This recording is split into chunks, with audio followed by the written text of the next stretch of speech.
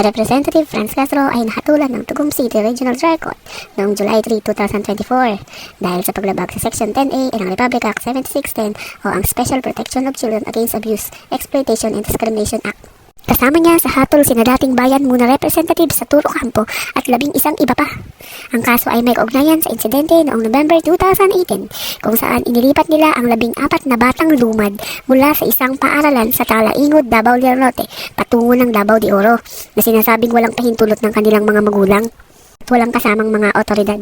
Sa kabila ng gilting hatol sa kanya, kasalukuyang malaya ngayon si Franz Castro dahil noong July 22, 2024, nagsumiti si Castro at ang kanyang mga kasamahan ng Notice of Appeal upang iakyat ang kaso sa Court of Appeals. Sa ilalim ng batas, ang isang perfected appeal ay nagsususpinde sa implementasyon ng hatol habang ito ay dinidinig sa mas mataas na hukuman.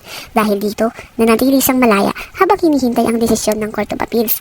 Ngayong hindi nanalo yung kanyang party list, tuluyan na bang maghihemas rehas si Franz Castro kapag ibinasura ng Court of Appeals ang kanyang apila?